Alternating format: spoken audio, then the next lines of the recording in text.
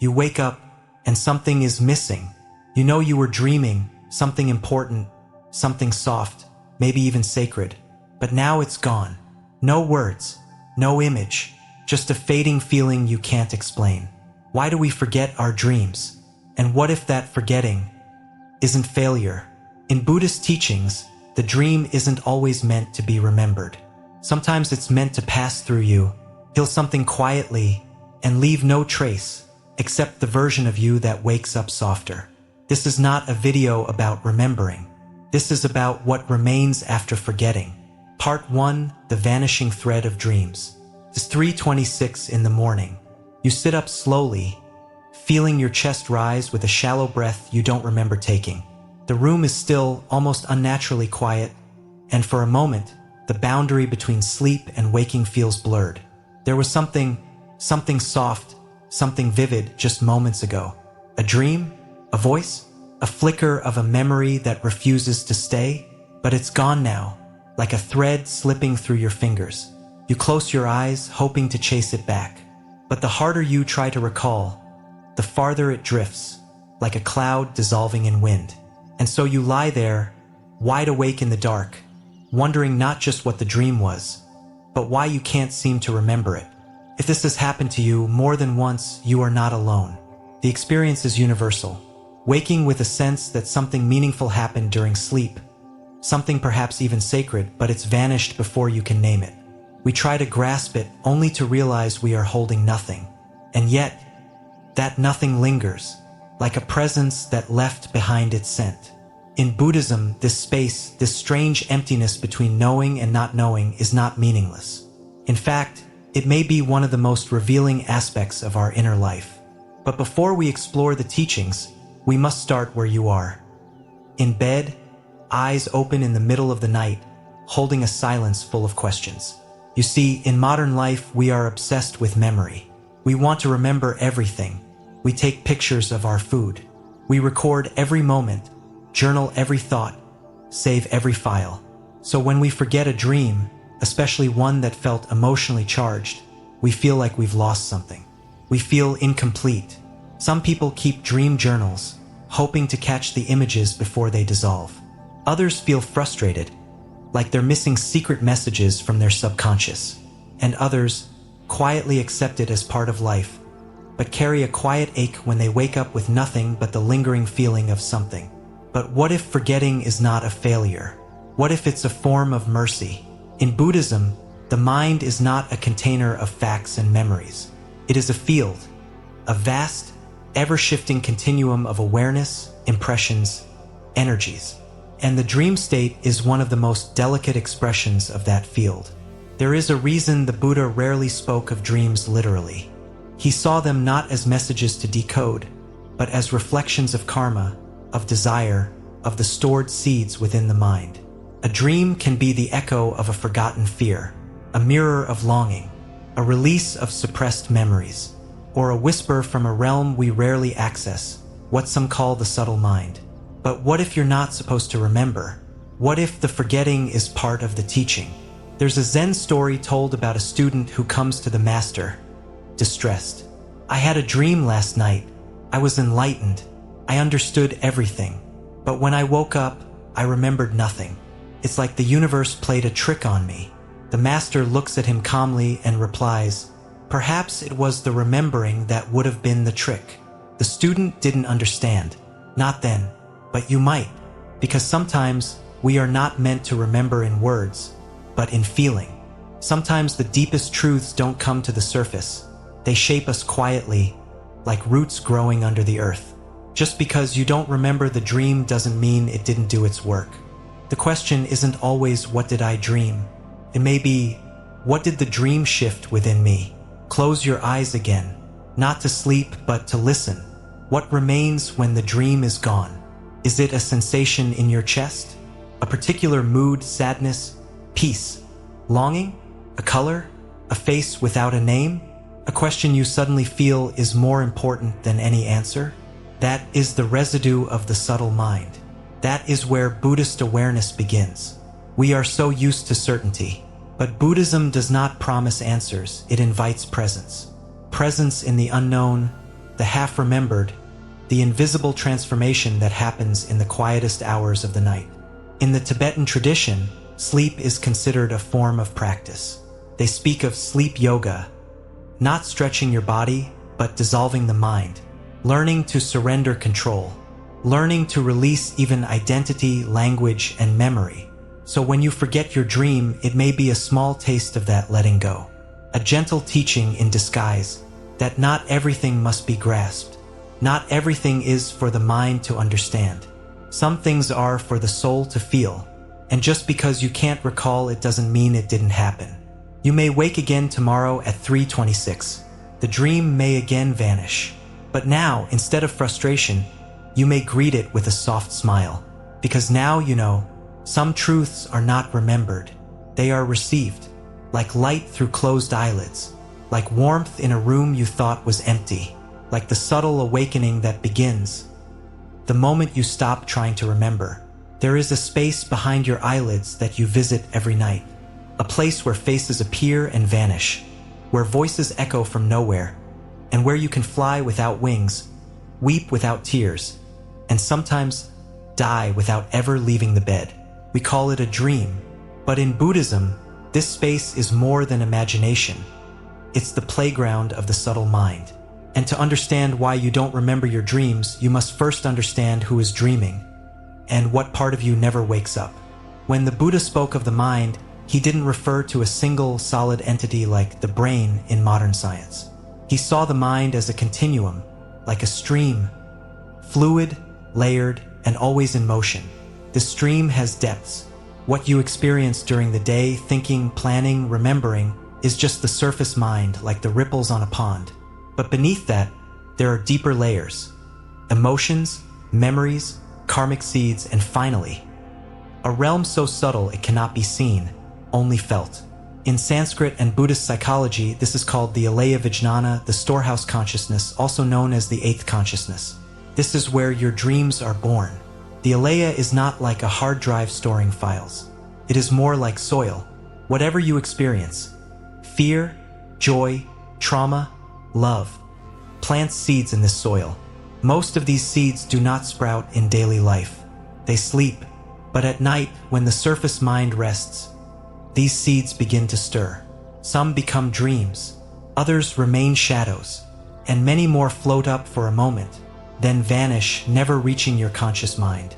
You don't remember them not because they didn't exist, but because they never rose high enough to break the surface. Like a bubble rising from the bottom of a deep lake, only to dissolve before it touches the air. But why? Why does the subtle mind choose what to reveal and what to keep hidden? Buddhism teaches that the mind is wise, wiser than our conscious self, protects us. It filters what we are ready to see and gently hides what we are not. Some dreams come from unfinished karma, echoes from previous lives, ancient fears we haven't yet healed, or desires that might overwhelm us if they surface too soon. You don't remember those dreams because you are not meant to yet. That forgetting is not forgetfulness. It is compassion. There's a beautiful metaphor used in Zen. The moon reflected on a still pond shows its true face, but in a stormy lake, the moon is lost, even though it still shines. In this, the moon is your subtle awareness. The pond is your mind, and the ripples, your mental restlessness, overthinking, desire to grasp. The reason you forget dreams may not be because the dream is weak, but because the mind is not yet still enough to receive it fully. Remembering is not an act of effort, but of openness. Sometimes a person remembers a dream so clearly, colors, voices, even sensations, and feels deeply disturbed. They think, why this? Why now? And a Buddhist teacher may say, you did not remember the dream. The dream revealed itself. Because even the act of remembering is not fully within our control. The ego wants control. The subtle mind wants truth. And truth doesn't always come as a clear story. It comes as a shift in being. In Tibetan Buddhism, there's an entire path called dream yoga. Practitioners train themselves to remain aware during dreams, lucid, conscious, observing. Not to control the dream, but to witness it. They believe that mastering dreams can prepare the mind for death. because both are transitions into formless states. But for most of us, this subtle awareness is not trained. We drift into sleep unconsciously, and so the dreams drift by unclaimed. Yet still, they do their work, like unseen winds that move clouds, like ocean currents shaping the shore beneath the surface. You don't have to remember a dream for it to change you. There is a story in Buddhist folklore. A wandering monk once asked the Buddha, "Master, how do we know that which cannot be seen?" And the Buddha replied, "When the lotus blooms, do you need to see the root to believe it exists? Your dreams are roots. They may never show their petals in memory, but they nourish your growth from underneath. You wake up slightly more at peace, or slightly more confused, or without knowing why, you feel a certain softness toward life. That is the subtle mind at work. In daily life, we are taught to remember, analyze, understand. But in Buddhist practice, especially in meditation, we are taught to witness without grasping. So why should we expect dreams to be any different? You see, remembering is grasping. Letting go is receiving. The subtle mind speaks not in sentences, but in symbols. Not in logic, but in energy.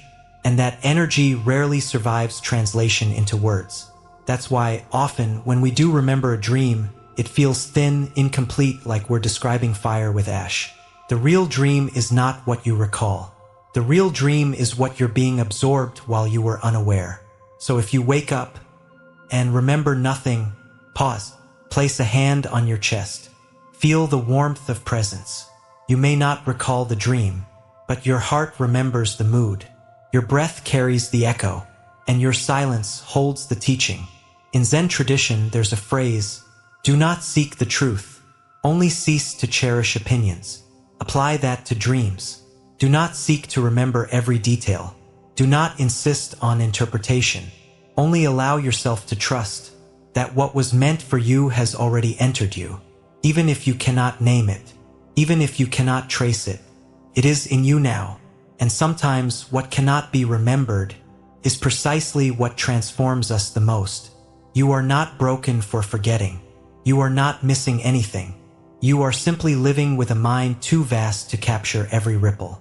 And every night you sleep, that vastness continues to unfold, quietly, compassionately, just beneath the surface. Why the soul forgets? Letting go is protection. There are things you forgot, not because they were unimportant, but because they were too heavy to carry. A face you once loved but no longer recall clearly. A sound, a smell, a season, tied to something your heart no longer names. A dream you woke from sobbing, but now only remember as a feeling. And that is okay. In Buddhism, forgetting is not failure. It is a form of letting go. And sometimes letting go is the soul's way of protecting itself. We tend to glorify memory. To remember is to preserve, to honor, to make sense. But there is another truth, quieter, older, more intuitive. Not everything needs to be remembered to be real. Not everything that's forgotten is lost. Just as the body knows how to clot a wound before we even notice the cut, the subtle mind knows when to hold back what we're not yet ready to face. This includes dreams. Yes, even those vivid, colorful, emotional landscapes you long to revisit after waking. Especially those. There's a concept in Buddhist psychology known as upaya, skillful means. It refers to the compassionate ways that wisdom expresses itself according to one's capacity to understand. The mind, especially the deeper layers, operates with upaya. It knows when revealing a truth would only cause suffering, confusion, or attachment. And it knows when silence is the better teaching. So what does this have to do with your dreams? Everything. The dream you cannot remember may be one your soul is not ready to carry into waking life. Not because you are weak, but because your growth is still unfolding in another direction. Sometimes, forgetting is the most skillful thing the soul can do. You may think, but I want to know. I want to understand what the dream meant. And that's natural. But imagine this. You walk into a vast temple, filled with thousands of statues. Each one is unique. Some are beautiful, others broken, many silent. You can't see the whole temple at once. It's too immense. So you light a small candle, and you see only what that light reaches. That candle is your conscious awareness. The temple is your subconscious. Your dreams flicker in and out depending on what the light can reach, but the temple remains, unchanged, sacred, whole, even if unseen. Forgetting the dream does not mean it is gone. It means your candle was not meant to reach it yet. Buddhism also teaches about the concept of karma ripening. Just like fruit, karma doesn't appear when we want it to. It ripens when the causes and conditions align. Some dreams are karmic echoes, memories not from this life, but from patterns seeded lifetimes ago. If these memories were to surface too soon, they might overwhelm the mind, distract the path, or trap us in longing, guilt, or fear.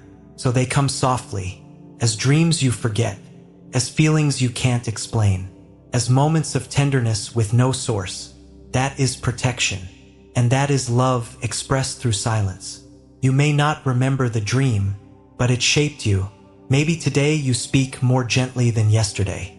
Maybe you pause before reacting. Maybe your grief doesn't ache as loudly. You won't trace this shift to a forgotten dream, but it was part of it. The soul changes not only through what it sees, but through what it is willing to release unseen. This is the protection of not knowing, and it is sacred. Let's step out of sleep for a moment. Think of the mind as a garden. Not all seeds are meant to sprout at once. Too much blooming at the same time leads to chaos. So the gardener waits. She lets some seeds stay buried until the soil, the sun, the season, and the air are just right. Your dreams are seeds, and forgetting them may be the gardener's choice. A choice made not from neglect, but from care. You are being protected not from the dream, but from forcing meaning before its time. And this is not weakness. It is trust. There is also trauma. Many people carry wounds they've never named. Pain that predates language. Shadows passed down through family, culture, generations. Sometimes these wounds appear in dreams, briefly, but the moment you wake, they are gone. Not because they weren't true, but because your soul knows, remembering is not the only path to healing. Some wounds close in the dark. Some peace arrives without explanation, and some forgiveness happens in forgetting. In Buddhist practice, non-attachment is not cold indifference. It is warm spaciousness. To let go of a dream you don't remember is not giving up. It is honoring the part of you that is growing silently, underground, like roots before the bloom. There's a Zen koan that says, "The snow falls and no one hears it, but the plum blossom opens anyway." Your inner world is changing even when your conscious mind is silent. The dream is gone, but the plum blossom opens. This is the art of protection. This is the grace of forgetting. So tonight, when you close your eyes, let go of the pressure to capture everything. You don't need to journal every image. You don't need to remember perfectly. Instead, ask the soul, "What are you choosing to let go for me?"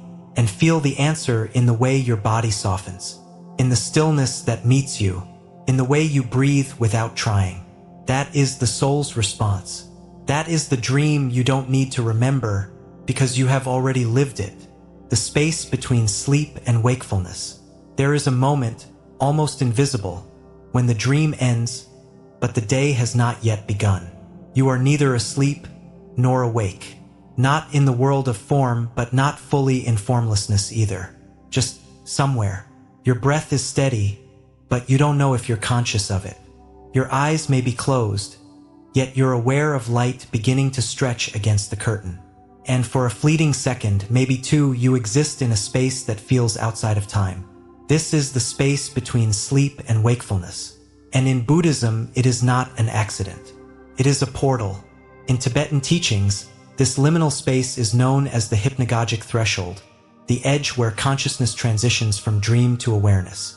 It is subtle, it is sacred, and it is often missed, because as soon as we wake, our mind rushes to name, to remember, to resume the story. What time is it? Where's my phone? What was that dream? But before that rush, before the narrative returns, there is a gap. And in that gap, something still and luminous rests. Buddhist meditation calls it the bardo, a space of transition. Most people hear the word bardo and think of the gap between death and rebirth. But bardos exists everywhere. Between breath in and breath out, between thought and response, between the moment something ends and the moment something begins. And yes, between sleep and waking. It is in this bardo where awareness is purest. Not because it is full of insight, but because it is free from identity. In that space, you are not your name, not your roles, your worries, your story. You are simply presence. And maybe that's why so many people miss it, because they're too busy looking for something instead of recognizing the beauty of nothing.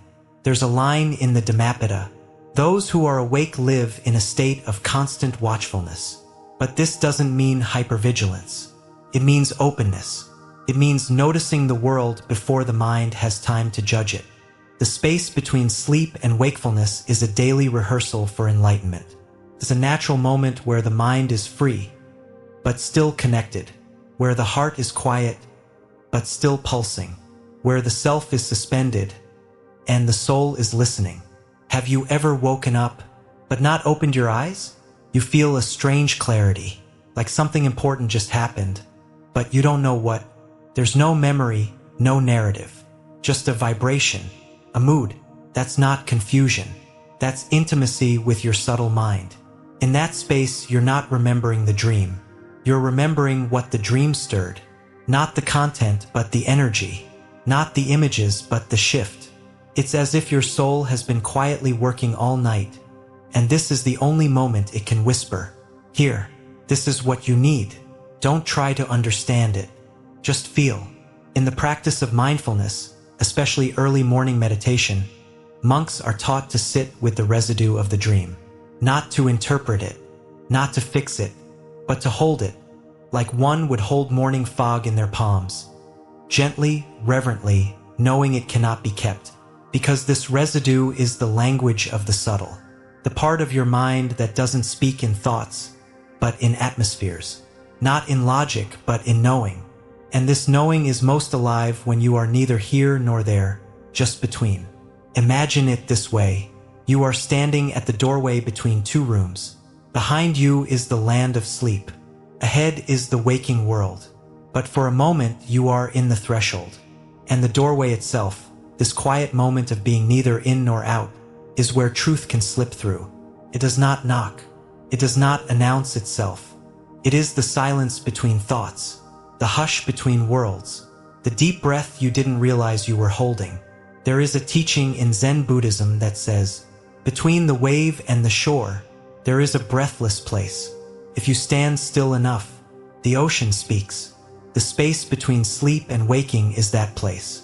And if you stand still within it just long enough, you may hear something you've never heard before.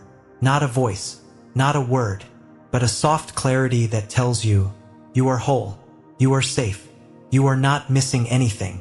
Even if you don't remember the dream, even if you don't understand the night. It's also in this space that you can plant a seed, a simple intention, not for achievement, but for alignment.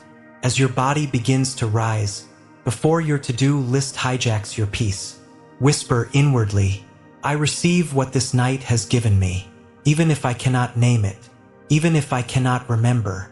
I trust that something within me has shifted, and I allow it to unfold gently today. This is morning meditation, not in posture, but in presence. This is awakening not just from sleep, but into spaciousness. You see, the reason you don't remember your dreams may not be because your memory is weak.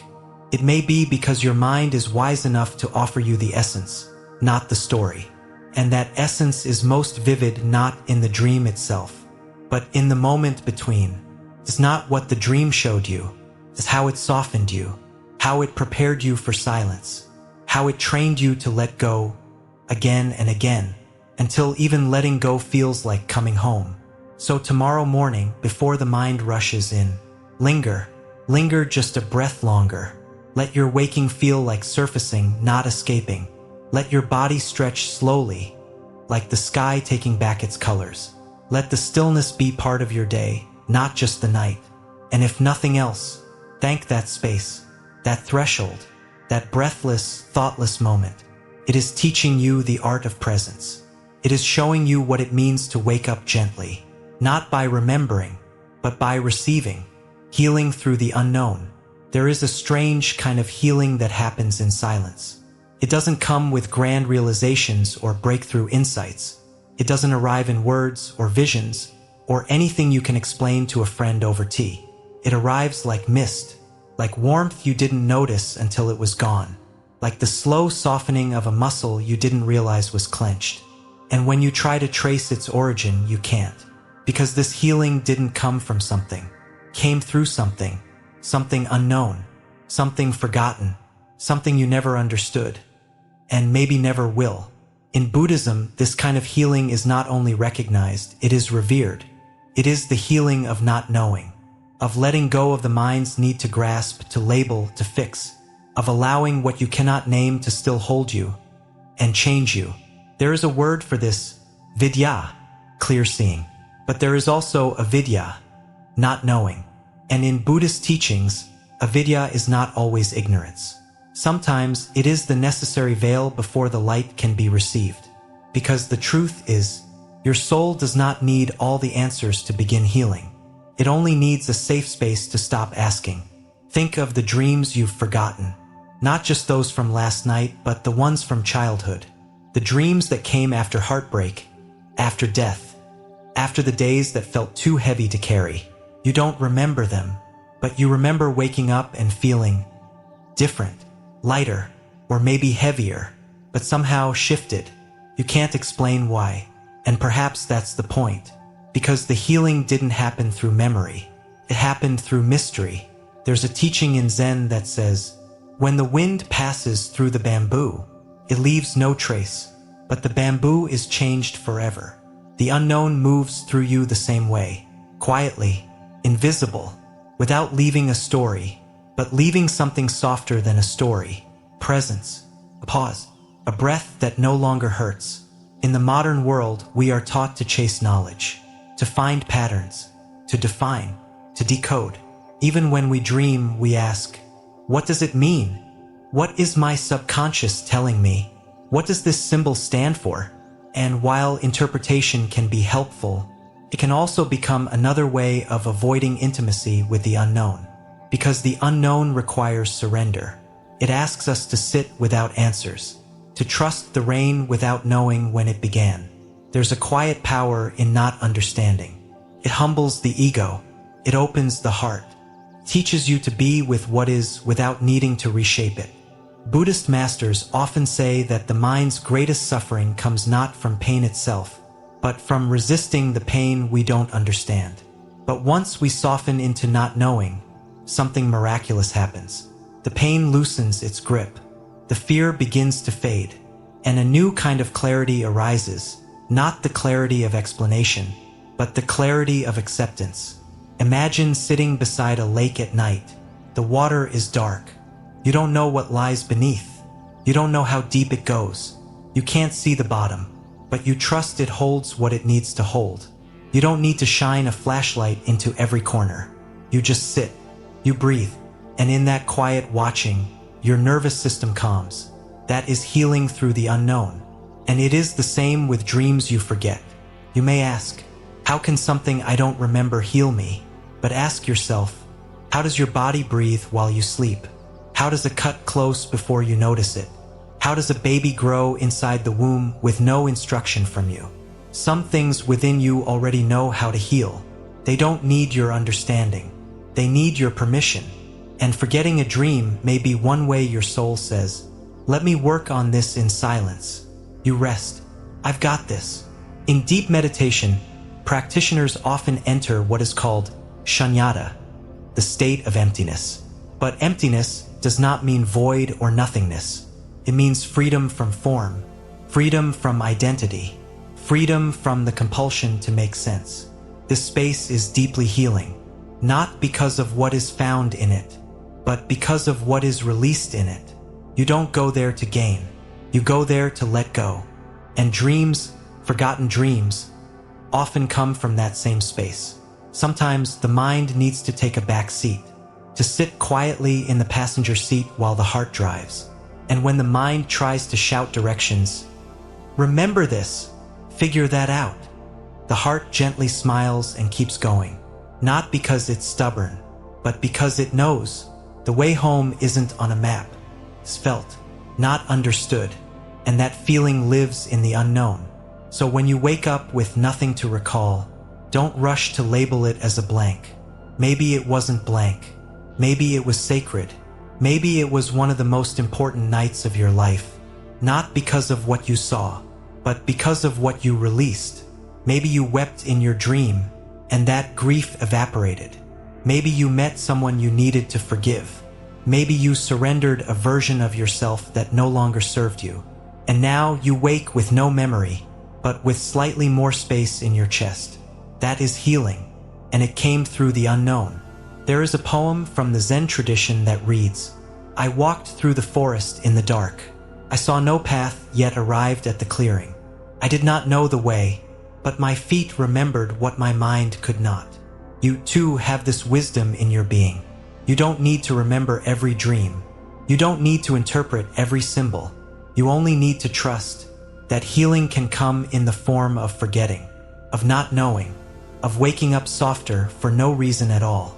So tonight, when sleep takes you, don't demand clarity. Don't beg the dreams to stay. Let them come. Let them leave.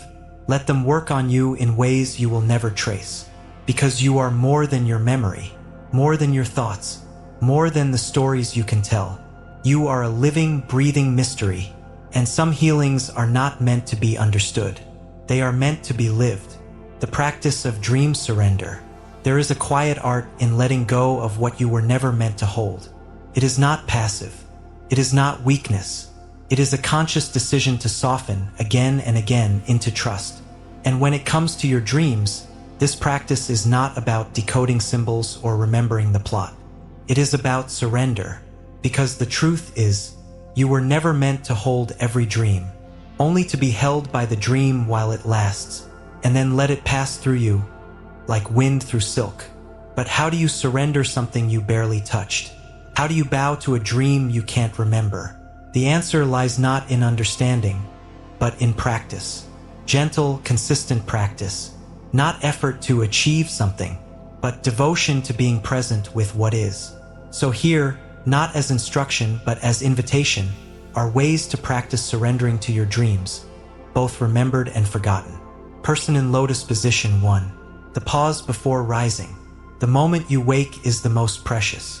Not because you remember the dream, but because your mind has not yet fully returned. You are still in between. The doorway is still open. Before your feet touch the floor, before your phone lights up, before you remember who you are. Pause, not to grasp, not to search for the dream, but simply to acknowledge its passing. A whisper in your mind, whatever came last night, I thank it, I release it, I receive what remains, even if I don't see it.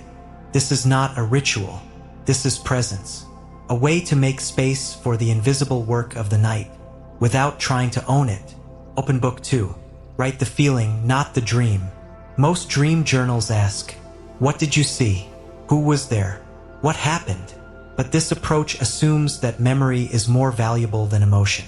In Buddhist practice, it is often the feeling tone, the Vedana, that holds the real message. So instead of journaling the plot, try this. Write one line, just one. I woke with a sense of stillness. There was an ache in my chest, but not sadness. It felt like I left something important behind, but I'm okay with it. You don't need clarity. You need contact. Contact with the subtle residue of your dream, not to preserve it, but to witness that it passed through you. Even without a name, the dream changed something. This line is your way of bowing to it. Wind phase 3. Breathe with the space it left. The forgotten dream is not empty. It left something in you. Maybe a question. Maybe a mood. Maybe nothing you can touch. That's okay. Sit with it. Not in silence like stone, but in softness, like leaves resting on a still pond. Set a timer. 3 minutes. No goal. Just breathe into your chest. Notice what arises. Don't name it. Just feel it move. This is not analysis. It is companionship. You are sitting beside the echo of something sacred, as you would sit beside a grieving friend, quietly, gently, without asking them to explain. Candle 4. Light a candle for the unknown. Ritual gives form to the formless. If you struggle with the idea of just letting go, try lighting a candle each morning, not for what you remember, but for what you don't. Say silently, "This light is for what I cannot see, for what I've forgotten, but that still shaped me, for the healing that came without asking for thanks." Let the flame be your witness. Let it burn not to illuminate, but to honor the dark. Water Wave 5. Release the need to interpret. Not every dream is a puzzle. Not every symbol needs solving. Some dreams are noise. Some are echoes. Some are tears drying in reverse. Some are visits from lives you'll never remember. Some are just your nervous system whispering, "Please slow down." You don't need to know. You don't need to be wise. You just need to be willing to let the dream be whatever it was. This is dream surrender, not giving up, but giving back what never belonged to you. Dove 6. Practice gentle closure. If a dream still lingers, even in absence, give it closure, not because you owe it, but because you deserve peace. Try saying this aloud or in your heart. "I don't remember you. I may never understand you, but I trust you passed through me for a reason, and I thank you for whatever shift you brought." And then imagine the dream bowing back. A mutual farewell, a silent agreement. Neither of us needs to hold on anymore. In Buddhist teachings, the concept of non-attachment is often misunderstood. It is not about detachment. It is not coldness. It is full presence without clinging. You can be present with a dream, even if you can't recall it. You can love it even if it left no trace. You can grow from it even if you never knew its name. Because surrender is not about forgetting. It is about trusting what remains after forgetting. So what remains? A feeling, a breath, calm you can't explain, a subtle shift in how you carry the day. That is the practice. That is enough. Some mornings you will wake up and feel untouched. No dream, no memory, no emotion. That too is sacred. It means your soul rested without working. And even that is a form of healing. In surrender, you allow the unknown to do its work.